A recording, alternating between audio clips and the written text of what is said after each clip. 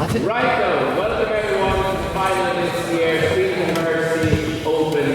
And we have an amazing final set of teams to be done with a round of applause for all of them. This is going to be awesome.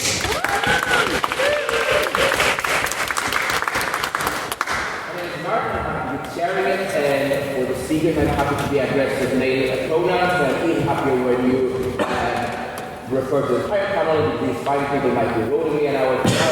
And in that vein, I ask you to introduce yourself, starting from 11. My name is Nate, I'm first ladies.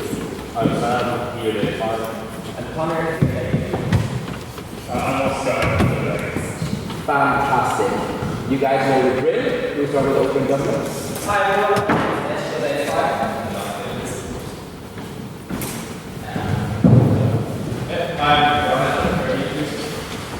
Here, please.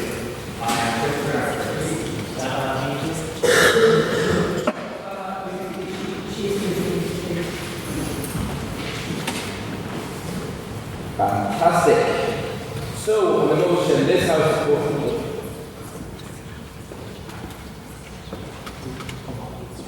Yes.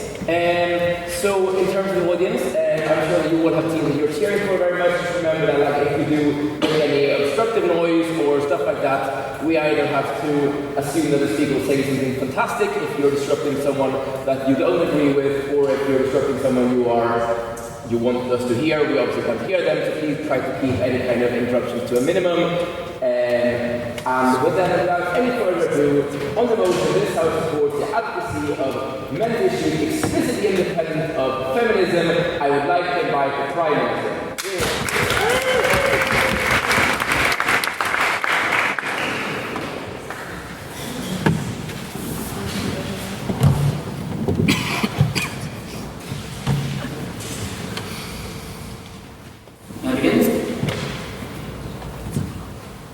Honourable panel, esteemed audience, dear parents. The metric that we're going to set ourselves in this debate is twofold. Firstly, we think that the team that is going to win is the one that achieves a less misogynist world. But secondly, we're happy to also say that we have a world that better solves men's issues and therefore achieves both versions that this team might want to achieve. It's not enough for them to say that because these issues are interrelated, we should include men within feminism. Rather, we tell you that the reason we might want to include men in feminism is because we might think that it achieves the solution of both men's and women's issues faster. When we prove that that is not the case, we think it is better to swallow the side from team government. What are we going to do? Four things. Firstly, we happily concede that men's issues are related to women's issues and that all misandry is actually just misogyny. Secondly, though, we say that under intersectionality, normally different forms of oppression under a white supremacist heteropatriarchy are related and reciprocal, which is to say that solving racism incidentally helps solve some forms of sexism and some forms of homophobia. However, that distinction does not follow with misogyny and misandry, which is to say that solving misogyny will help solve misandry, but solving misandry will never solve misogyny because it is merely a symptom of sexism against women. Consequently, the relationship has to be one-sided in solving both issues. Thirdly, we think that this affects the ability of the movement, therefore, to solve women's issues specifically because solving men's issues is dependent upon us doing that first. But fourthly, even if I'm wrong, and misandry is something that is not like reciprocal with misogyny, or even something that causes misogyny, we still take a hard feminist line and say that men should never be a part of the feminist movement and at most can be allies. On to the first thing. Why do we think that all forms of misandry are in fact forms of misogyny? The fact of the matter is that the expectations that are laid out in the context side, the idea that you have to be strong and tall in order to be a man, the idea that you have to break up the bacon, the reason that men commit higher rates of suicide is because they're far more likely to be told that they can't be emotional, because that's something that's seen as girlish, are actually all things that result from the expectation that we disproportionately place subserviently upon women. So we tell women that they have to be the ones that have to raise the kids and keep the house. As a result of that, the expectation falls upon men to be the ones that bring home the bacon, and we shame men that don't. We tell women that they have to be the ones that are emotional, and that it's a weakness that they are more emotional, and that's the expectation we place on them, and slowly we start to live up to those expectations. The problem is that means men are never told they can be, and as a result we get the sexism. So having related these two, how do we think that intersectionality, which is normally reciprocal, does not apply in this instance? So the reason that solving homophobia incidentally also helps solve things like sexism or things like racism is because often those oppressions come from similar viewpoints which we ideate as like specific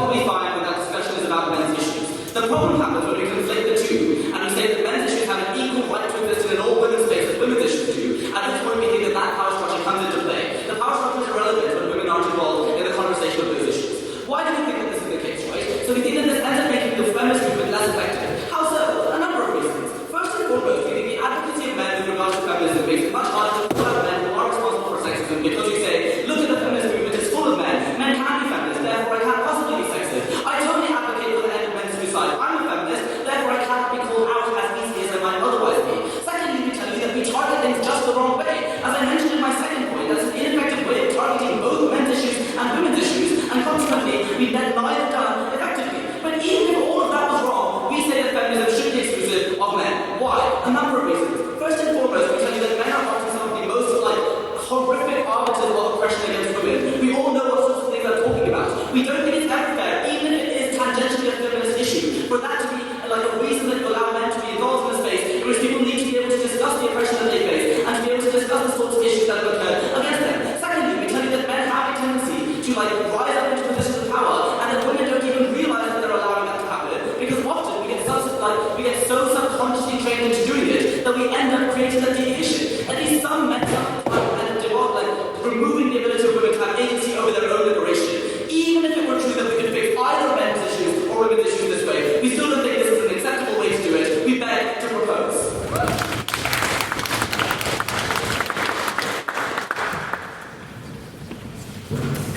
I'd like to ask the Prime Minister and invite the leading audience here.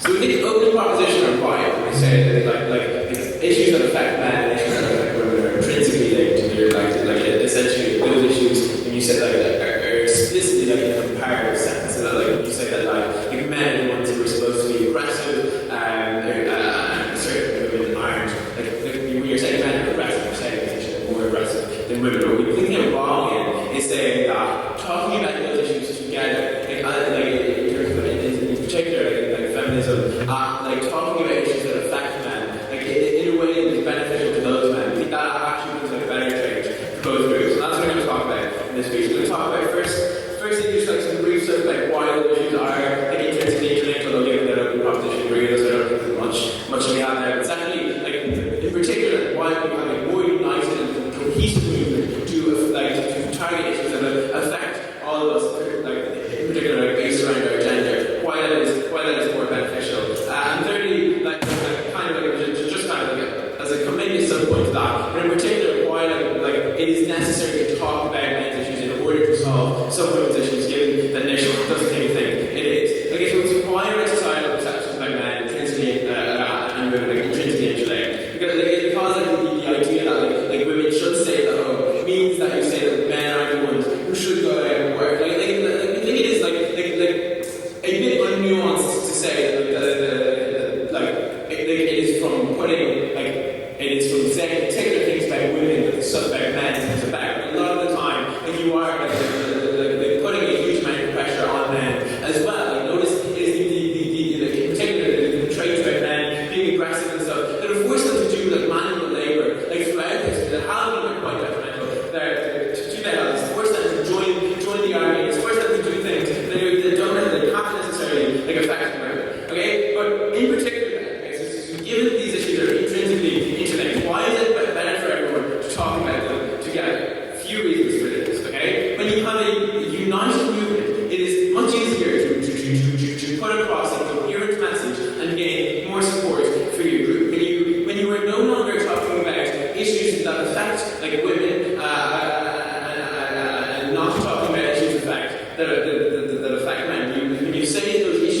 interlinked, you were more likely to get people from the other side, like agreeing with you. Like, so in particular, like currently, like in groups, like trying to discuss men's rights issues, they're often labeled like straight away as like men's rights activists who don't care about women's issues at all. Like and similarly, like what often happens, like when like men like first start to realize about like gender issues that have affected them, and they go and search out some type of like group that would help them overcome this. Like the first port of call often is feminism. Then they find that feminism doesn't want to discuss the issues that affect them, even though these issues are incredibly real for them.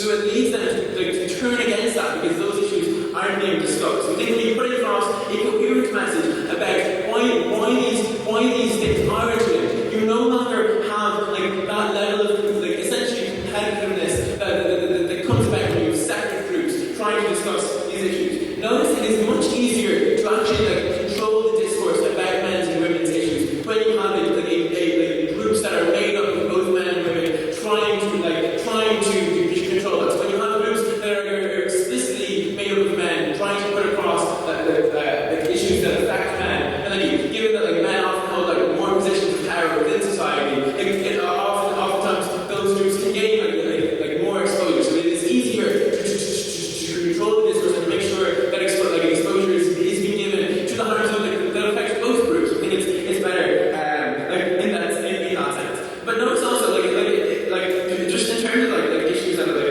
explicitly affect men, it is often incredibly difficult to raise funding for issues that explicitly affect men. Okay? In particular, because of the concept of chivalry that exists within society, that men are kind of there to help women. What you often have is with rich male donors who unfortunately make up a large percentage of the wealth in our population.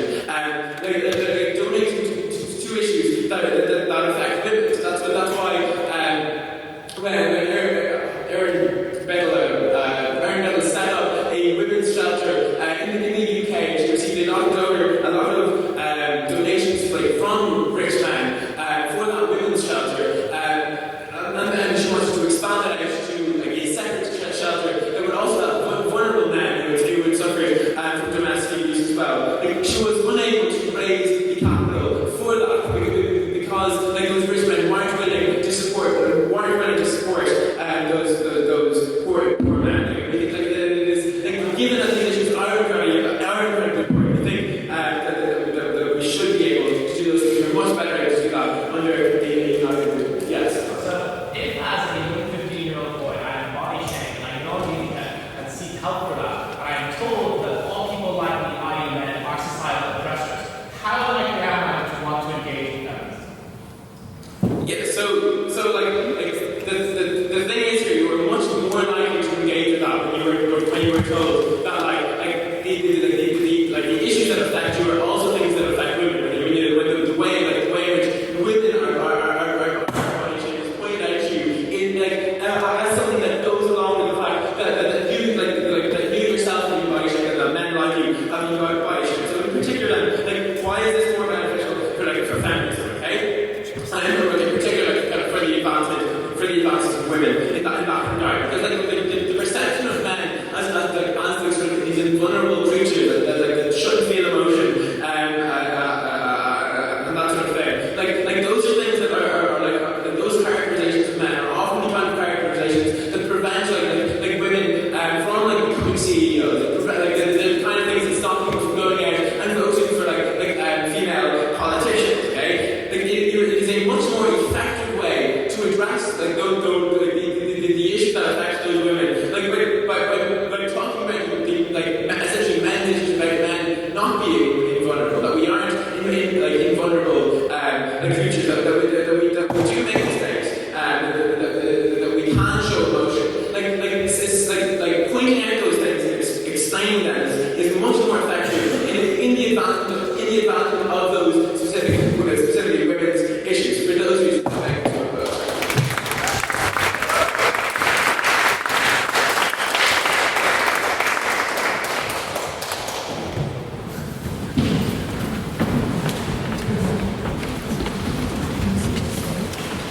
the leading competition, welcome the Deputy Prime Minister. Here.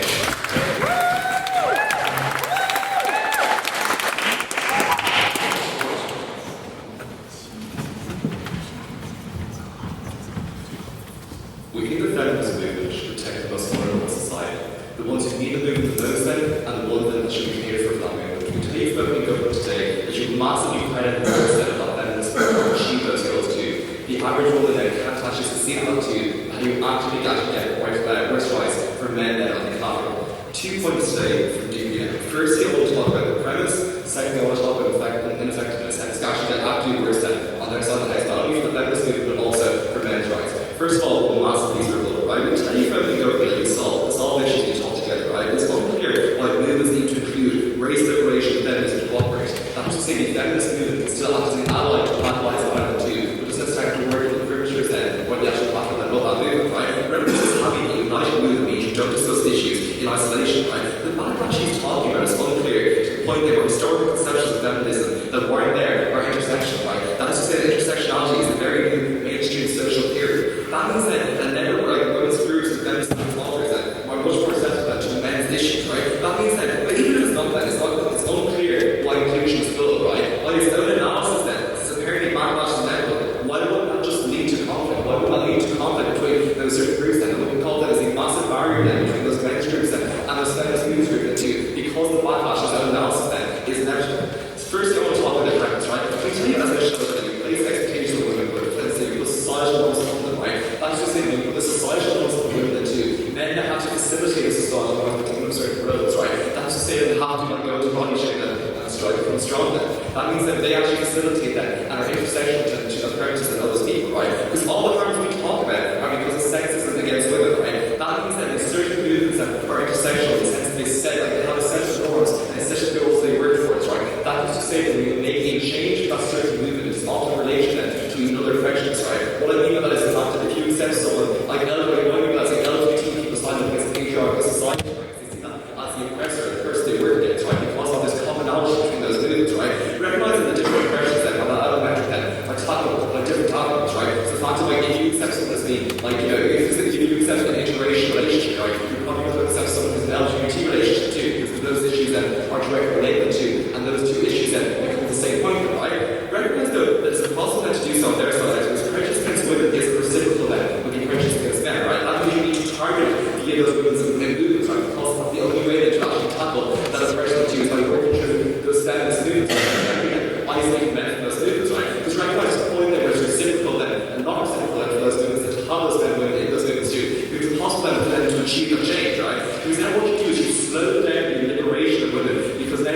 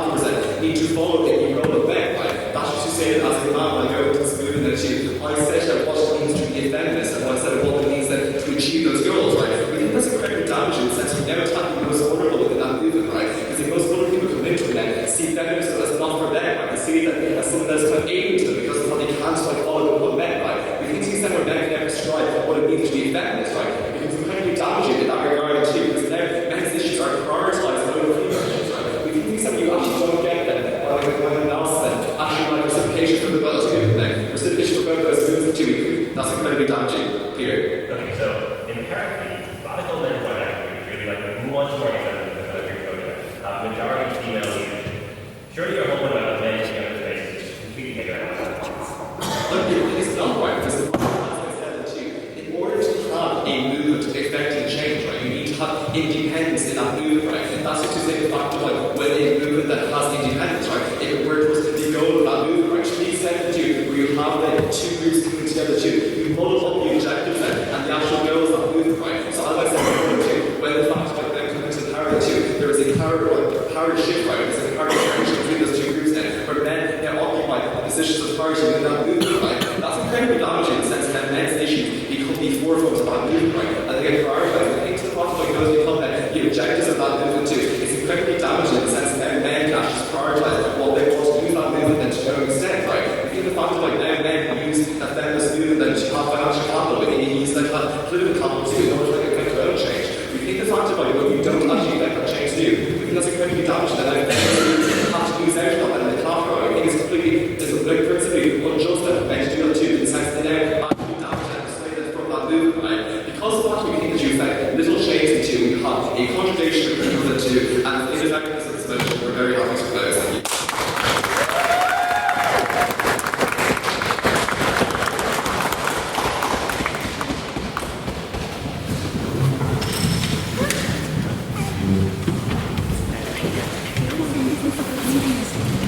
I'd like to thank the Deputy Prime Minister and welcome the Deputy Leader of Opposition. Here.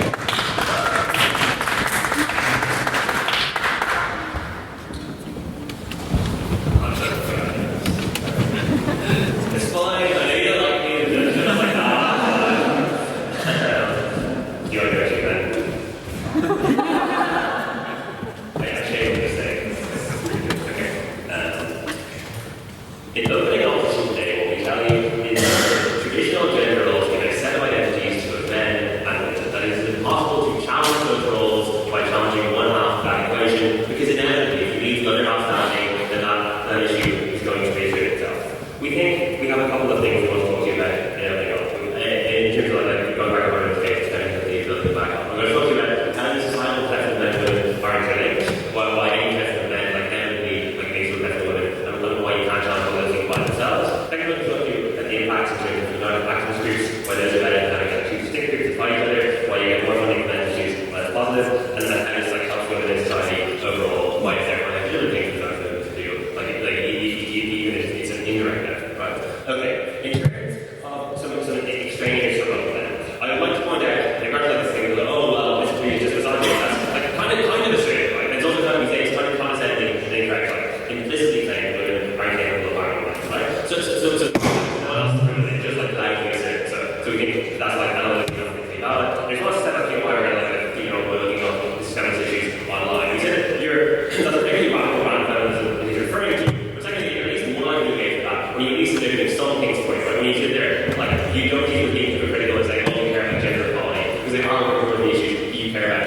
as well, and then you're more likely to engage with the disadvantages we would have in those issues, right? Regarding the men and women, right? So say like whether some issues are worse than others to an extent like a chicken and an egg issues, to an extent subjective regarding which of the two particular issues you see as important. I think that's probably the reason why empirically there are kind of like quite radical like men's rights groups that are quite quickly independent, have a lot of female leaders. Those individual women think that the issues facing men are to them like subjectively those issues are to them like more important issues facing women. In particular, like in terms of like I'll list off like Karen Stroll and Alison and Janssen and Lego. You can look up the YouTube channel of women, you can compare the number of subscribers they have to the male individuals in those movements. You can see that the number of subscribers is substantially less than male individuals. The male individuals, like polio, for example, are substantially less than that. This takes out the entire review base when they claim like given their whole harm predicated on the idea of having a space where men and women are engaged in those issues that help them lead to leadership. Giving the space explicitly about men's issues and to majority of female leadership, that cannot possibly be true and makes no sense. We are very happy to say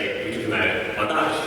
So then, in terms of our own standard, right? In terms of societal preference being linked, like often there's a same root cause to this issue, losing traditional gender roles. They're possibly always bad, but at least not the modern side of politics are getting bad. We think like everyone's going to have to say we want to get rid of it, right? So we need to kind of, if society says that women are supposed to work in the home, but there is a specific pressure for the men who are related to those women to go out and work because they now need to make a lot of money to support two people or like a whole family within a home, so women are going to get money from the economy in that way. Which is a key impact of this, right? Is you can never solve both of the issues without targeting both sides. If you allow one side to win, right? If you only say women don't necessarily have to work in the home, right? That doesn't make solve things. But there is still a perception underlying that, right? That if there's much higher pressure on men to succeed, like there's still a sign that men are meant to succeed more than women, then that leads to the idea that women's efforts to success are less important. The average person society sees there's more pressure on the men to see the efforts that women make to succeed as being inherently less important that way. And that means that if you only deal with it by saying women don't necessarily need to be in the home,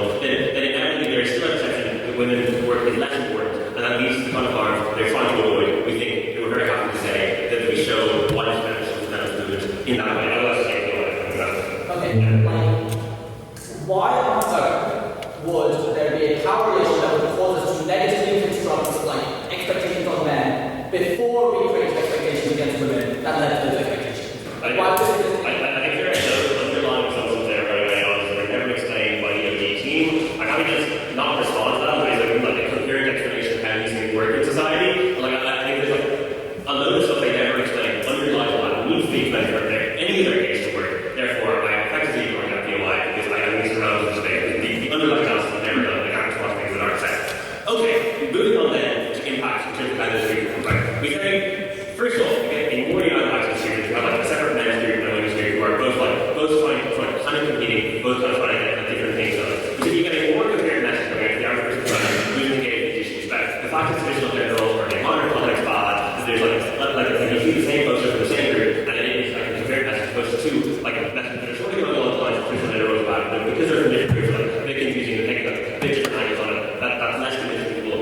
It's confusing, it's difficult to engage. And also like moving up to 10 of the timeline of the men and women debate and take out give the description of one opposition and like fighting each other and arguing. There is an upsetting aspect of being an activist, which is that it's good for the mental health of those involved in those issues and it makes them more effective as activists. I think that's a good thing. I think also this perception that feminism claims to be egalitarian and for gender equality, but won't work on issues, then there's a change harming men, and that is a key issue the activist society has against them. Like a key thing that makes them angry and less likely to engage with those issues to the feminist group bring up the harm women. We say that removing that is a very, very good thing. We think that we win on that. Regarding the idea of there being more funding for men's issues, so I'll tell you, so there was a woman called, a woman called Erin, she's one who started to do women's domestic violence shelters in the UK. She had a lot of women's shelters, got loads of donations from retail donors. She decided, based on how it was done, kids said they had decent knowledge that they needed to get their money, they couldn't go to the women's shelters because this women it's fine. But then she tried to set up men's shelters. She was unable to get donations for those things because there's retail donors for him called Advocacy. Because of the perception of chivalry as the male role society were unwilling to donate the things specifically for men, who are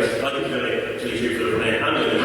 They see those things as being the health of it. Because we think that more money, pay more speakers, put more posts, etc., that makes it more effective. Taking more therapy is extremely important for things like suicide, dropping out of school. That's very important to have that more money. Right away, as women, we think that helping those men also helps those women in the long run, as everyone did for what to do, because we're now extremely clinical when we have a male friend dies. So that can be a crucial, incredibly negative thing in her life. And it's legitimate for the feminist movement to want to help those women in that way. It's a legitimate action for those groups to take, and it is beneficial to one.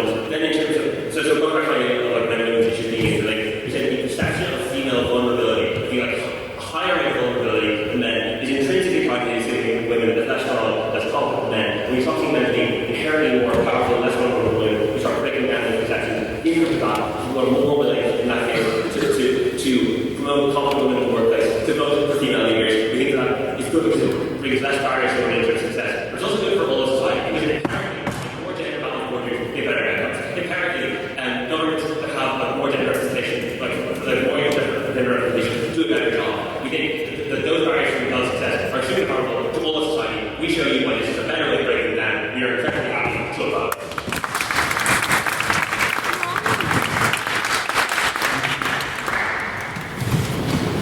I'd like to thank the leading opposition and the whole of our speakers to come up to debate and invite the members of the government to open the closing argument. Here.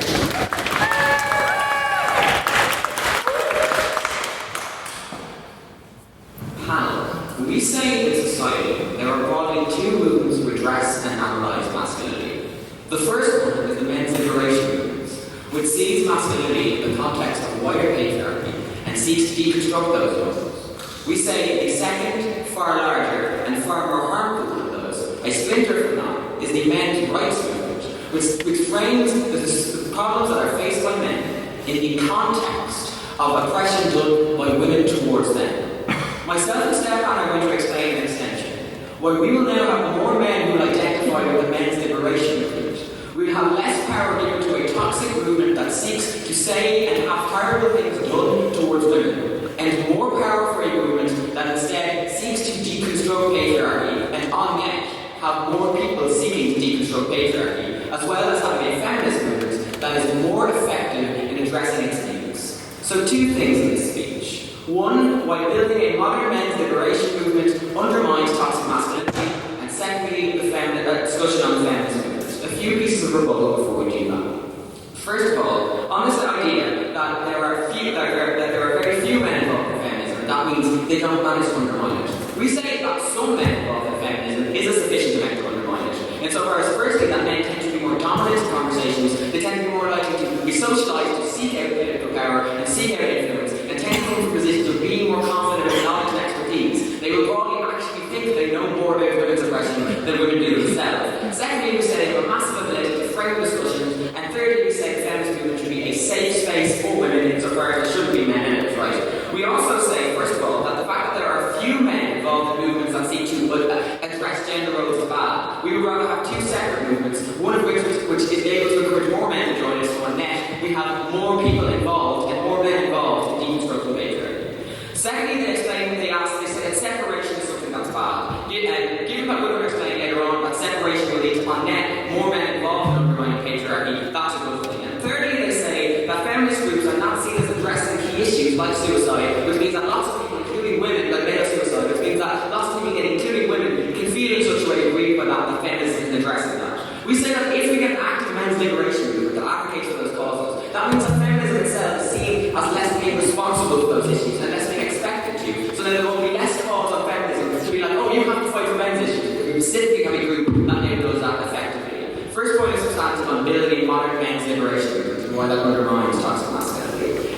The problem with the men's liberation movement now is that it seeks to deconstruct patriarchy in the context of working within feminism and not being pro-feminist. That is, that literally identifies itself as part of a wider feminist movement. We think the shift that should occur is that it should move towards a more narrow critique specifically of gender roles that specifically affect men, and therefore getting the benefits of open government. But to move on from that, we see what would occur in that context is that an ability to criticise and analyse masculinity and show specifically why masculinity is harmful and how all the problems that exist hurt men. This will address the myths that exist within society that the problems that are faced by men are a result of a society that is misandrist and that hurts and that women have constructed to hurt men, right?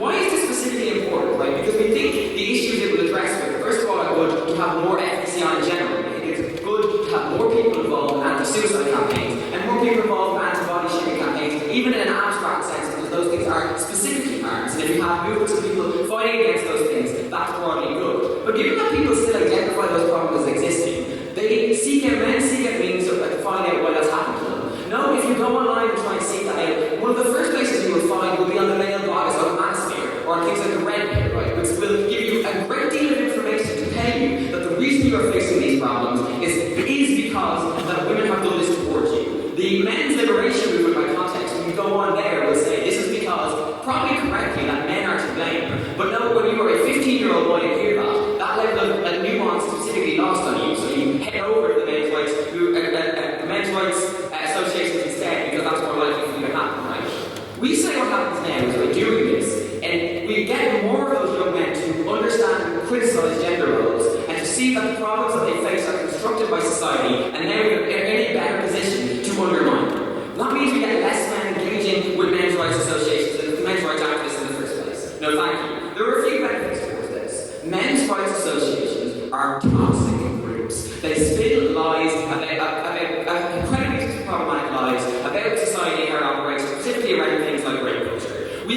that when we have less men identifying with that, we get less men believing these and becoming even more sexist in that regard. We think that this means you have less likely to have more men engaged in specifically trying to undermine feminism and laughing on feminism, in rejecting feminism, and you get less men engaging with specific violent rhetoric of very, very popular online groups like the Red Pill.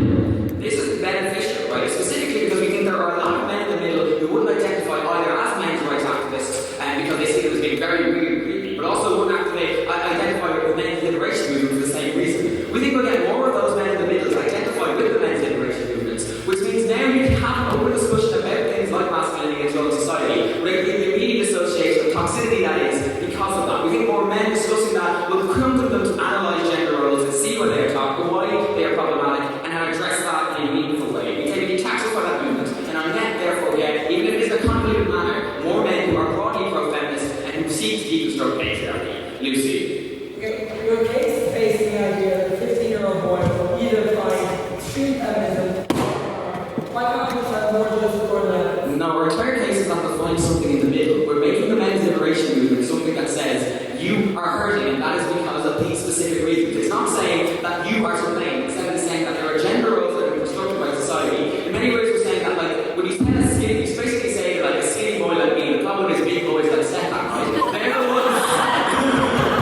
They're the ones who have been feeling that way, right? And that's why you feel like you're that. It is not a variety of women essays where it's fighting against you. Quickly, onto the idea of feminism, right? The feminist movement is expected to fight for men's causes, right? Insofar as, and to address things in society that are seen as being where men face inequalities, right? We think that now when we have this movement being substantive and effective, that means they have more time to address their own causes and to specifically talk about issues that affect them. They don't have to go to tokenistic exercise to prove so. We therefore also think that when we have a broad, expensive men's liberation movement, we get less men who are oppositional towards feminism, which is beneficial. And we get a feminism that is more able to spend more time on being intersectional and addressing issues it doesn't already. We think that is beneficial. To get a society of people who more understand gender and are more likely to deconstruct patriarchy, vote for those government.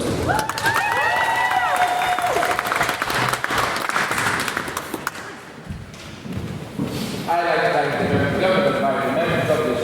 Thank you.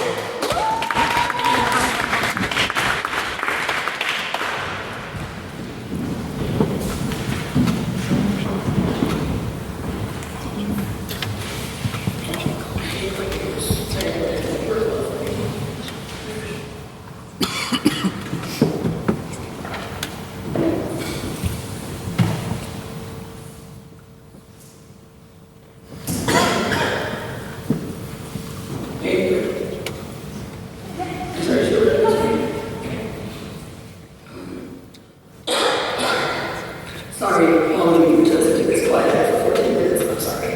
Alright.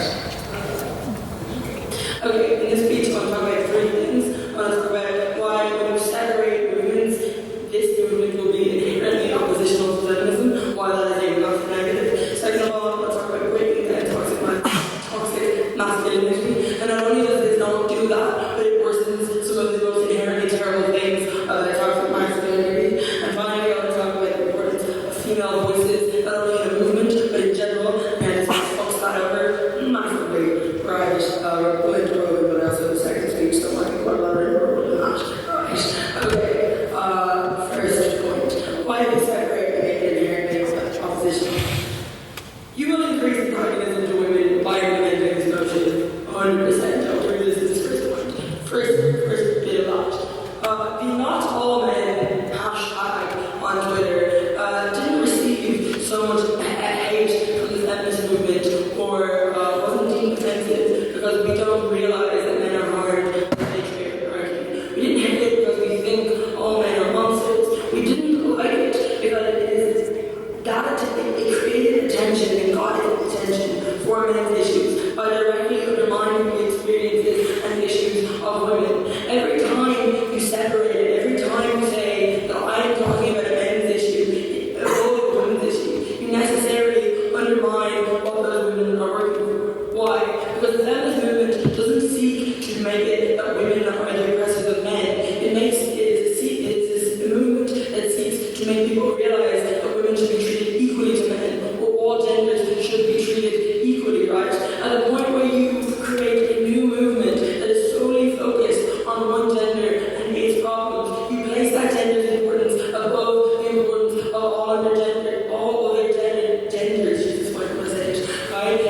that, like antagonistic not only just to feminism of the movement, but anyone who doesn't fit into your idea of what your gender issues are, anyone who doesn't fit into your idea of the person you care about the most. When you do that, you essentially follow the separate but equal logic. Ultimately, if your goal is to improve society, you should probably include 52% of society in helping you achieve that goal. Why? Because Stefan says to me why, and Chris continues it in his speech, that you're a 15-year-old boy you want to engage with feminism.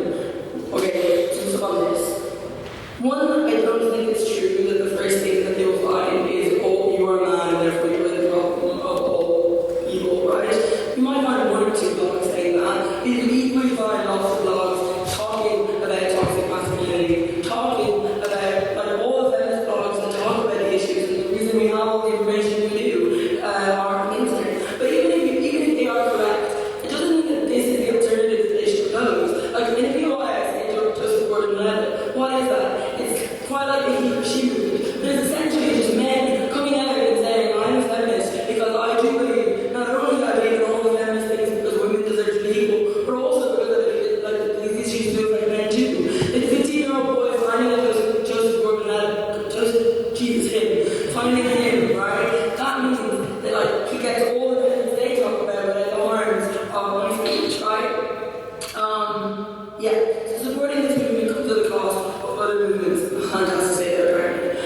When you separate the movement, you continue to say there is a difference. They may get some short-term goods. They may get some short-term goods that mean few people feel slightly better, right? But it comes at the cost of a long-term harm. What is that long-term harm? You continue the isolation of men's issues. One of the biggest issues in prisons is that it is an isolated toxic masculine environment, right? Generally, actually, probably this might be myself, generally, the issue with that is to break through it, you need four things. You need men to realize that communication will help them solve issues. You need them to realize that accepting help is necessary. You need them to realize that them listening to other people's issues can help them with what's wrong with them, right? I.e., if I'm a man who is consistently not getting what I want from women, maybe listening to women is a good way to achieve it, things like that. But ultimately, you fundamentally need to change society. Women are like essential for that. Not only just like for half of society, but like generally the feminist movement has experience in dealing with issues, is more likely to be empathetic, doesn't have to like live under the tropes that an all men movement would. Like, if we say that men aren't very good at expressing their emotions or are told historically that they shouldn't express their emotions, I generally am confused how all of a sudden the movement for men is all of a sudden going to be able to do this perfectly, right? If dominant men are in charge in feminism, would dominant men not also be in charge in this movement, right? And it especially goes with Nish's analysis. No, Nish's analysis is that a sexist man can very often not notice that he's sexist because he calls himself a feminist. Equally, a man-shaming man could not know that he is like a man-shaming man because he calls himself whatever he calls himself under this proposition, right? That means women break through that. The feminist movement breaks through that. Not perfectly, but a lot more. Because you are more likely to engage. You are more likely to listen to each other and engage with each other when there is a wider group of voices and not so focused on one isolating idea. So the independence of these issues is broadly the case for the tiny argument with the use of something feminism, and getting a stronger mechanism to achieve on pretty much everything in this thing as a result of feminism. Okay, here's where I disagree with you more. The independence of these issues may have 5 years ago been completely separated. This is where I disagree with OG. Men can be feminists, men can be in the feminist movement, men can have a voice in the feminist movement, and they can get help from the feminist movement. Why is that? Because, one, maybe initially that's what feminism is. A lot of feminists don't believe that's what it is. So even if some feminists will find men being involved to exclude them, they will be able to find some place in the feminist movement. But this is why the importance of female voices is so critical. They are trying to solve the problem by perpetuating it on their side. They are trying to solve the problem that says that masculine voices are dominant. They are trying to solve the problem that strength is the best. You cannot solve that by creating another environment that's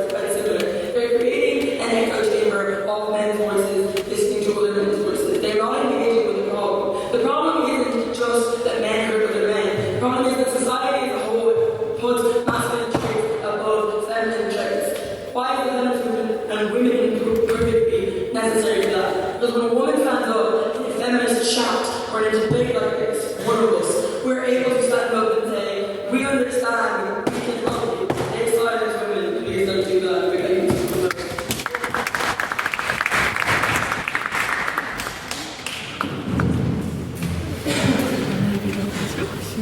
I would like to thank the members of this and invite the government to do the good down here.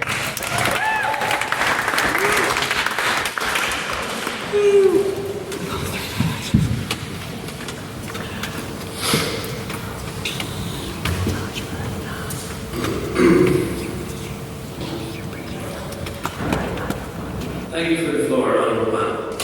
Three things in speaking of this case. Firstly, on MRAs, the Christmas material that was ignored by Lucy. Secondly, on the efficacy of actions, and specifically for male issues, why we think that's important. Again, something that only Chris is focused on in this debate, and the effect we think is important. Thirdly, the effect that this will have on feminism, which we think will be broadly positive. Before we go into that, I have two extraneous points of refutation to the extension of the history. Firstly, we're told that this new movement shouldn't be set up and shouldn't be supported because this will be oppositional to the mainstream feminist movement. They give us, CEO gave us two reasons to believe this. First thing is just the kind of really weak analysis about them being like two different movements and you can't be part of both. We say that that's not a sufficient reason, that argument is insufficient on its own because we see currently how groups can be intersectional and can be synergistic between each other. They can work towards the same goal. But then secondly, we're told bizarrely that feminism shouldn't talk about gender-specific issues. Like I find this genuinely baffling. Like issues like abortion, like harassment in the workplace are female-specific. Like I don't understand why feminism can't talk about things that are specific to women when we think that there are issues that relate specifically to women and issues that relate specifically to men. We should have movements that address both of those societal inequalities. And the second thing that I want to flag about the extension is the stuff that came in like the second half, the stuff about feminism will be very effective at advocating for real issues like body shaming and suicide, so on, simply because women have more experience dealing with those issues. Recognize that this is in direct tension with their opening the opening team, and also with their own case, which was concerned with the emergence of this movement, essentially sapping energy away from feminist issues. Right? So if you think it's bad that this new movement will take energy away from addressing the issues that affect feminism, you must also believe that feminists taking time out of their busy feminist lives to help men will also sap energy from those movements. We think those two things were intention.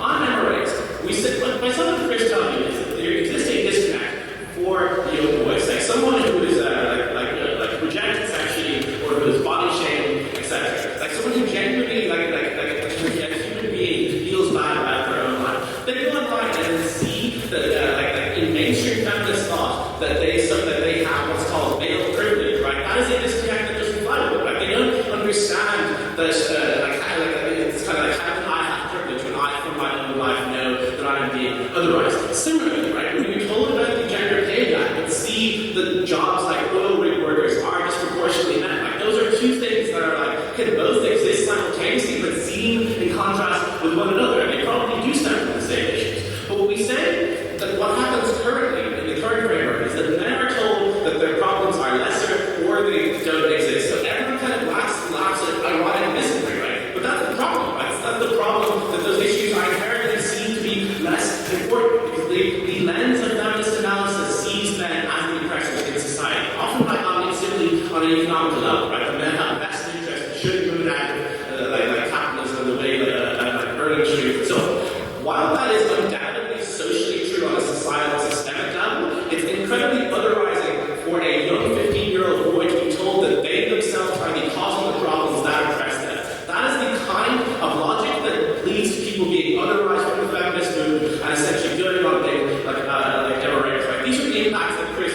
outlined, right? It means that men are driven to stay places like Redmond because they see feminism as currently portrayed as directly oppositional to them, right? We say that's bad twofold. Firstly, because MRAs are toxic, as Chris tells you, and actively make society worse. But it also means that those boys never get the support that they might have needed because they never felt like the feminist movement had their back, leading to all the things that we're told in the context side, things like high suicide rates dropping out of schools. All of those things are incredibly important. All those things affect young boys. We think they should be addressed. Second point of summation on the efficacy of activism. So as Chris tells you, men disproportionately commit suicide more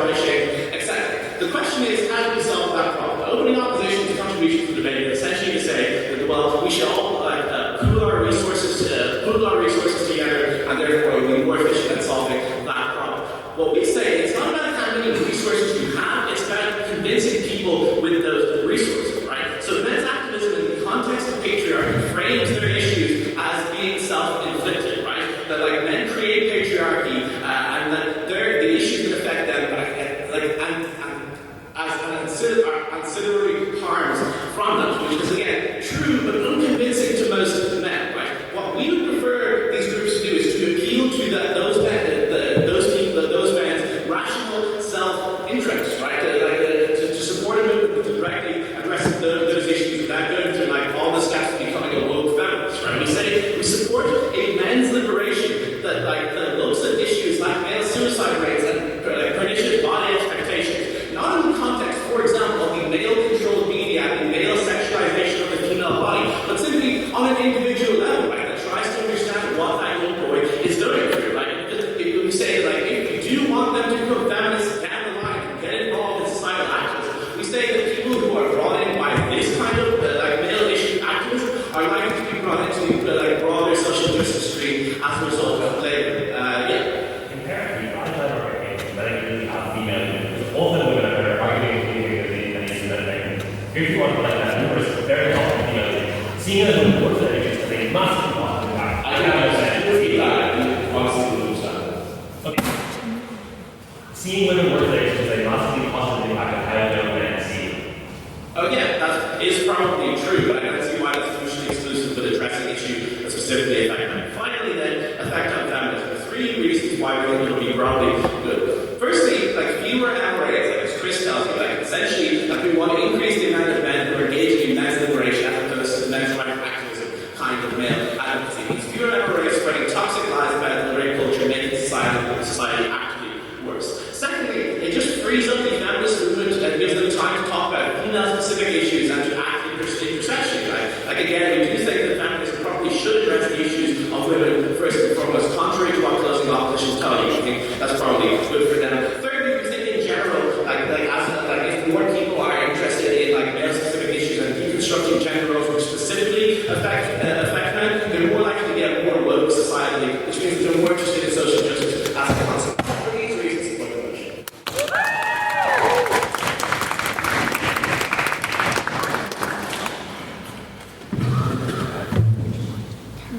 I would like to thank the government with and invite the opposition whip to do the final of this year's QUB University I Open.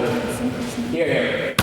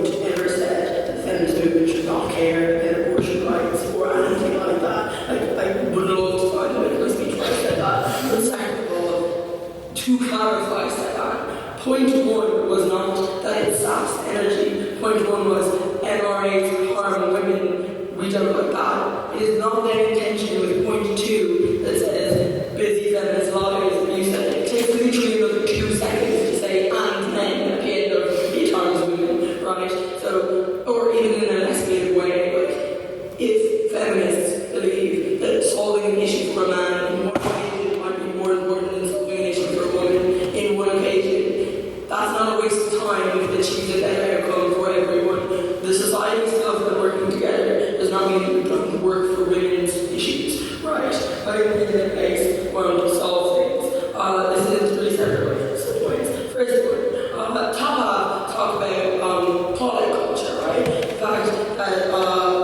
And it's a lot harder to talk about a man who sees as feminist for being sexist because they're able to share that away by saying, but I'm feminist.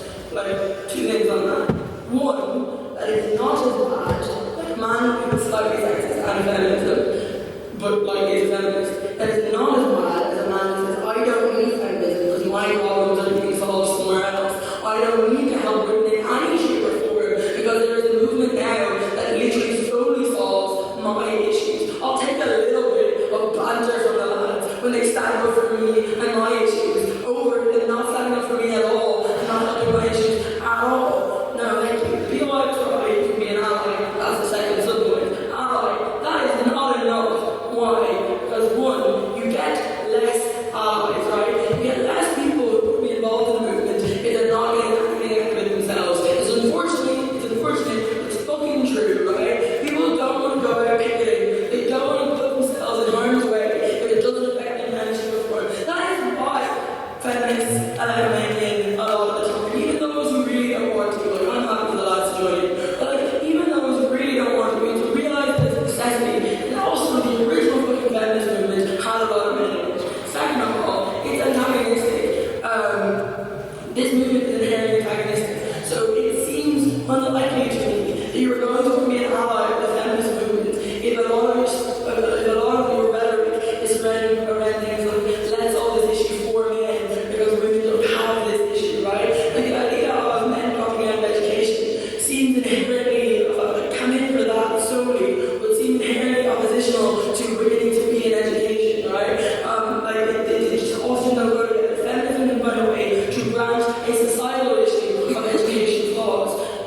Thirdly on this, they say that it's not mutually exclusive and semi-continuous speech. Yes it is, because solving male issues won't solve female issues, right? Why? Given that he or she exists, given that lots of things exist where men help women in feminism, even if it is morally not perfect, because we would love a world where women can just all their shit themselves, but like that hasn't happened. Like even if it helps to their own benefit. But second of all, their own logic applies to both, right? Because if I'm a man who wants to help feminism, fine, I might be a lovely person and still want in their world. But if I'm a man who only wants to help feminism because I feel like it helps me, I no longer donate, I no longer help, and I no longer stand up for women's issues. This is the problem that also just like I'm not debate about men's rights, but women's issues fucking matter too, right? Like at the point where like this will literally harm the feminist movement, I'm not okay with that. Right. Female voices, second point. As is the announcement, why listen anymore, right? Like women get authority at the point where we can stand up with a solution for toxic masculinity issues. But the feminist movement can say, look, we are the organization that is helping you too. With the feminist movement gets authority. That's when you get men to help you with your abortion rights issues. Because they're an organization that helps you too. So you're willing to give back to them. And you're willing to go to the march, the rallies for choice and repeal the hate and all those other things that the feminists do, right? Because it's something that helps you fundamentally as an organization there about society. When that doesn't happen, when I have my own other safe space to go to, that I don't need to engage the women's issues, I'm not going to help women. Also, it is the logic of that point inherently perpetuates toxic masculinity. Why? Because it's that mentality that isolates men and means like not wanting to engage with women, where when Nish says we don't need women in our man issues discussions because the power balance is irrelevant there. Why? Because it's that insists like women don't understand why they don't need to be here. I don't need to be a feminist. It leads to feminine people don't understand. It leads to sissy boys don't understand. It leads to you don't really understand male issues. Therefore you get a male dominant, like I said in the last speech, I really don't understand why frat boy toxic masculine men still aren't going to be the leaders of this movement. I still don't understand how dominant men who, when the status quo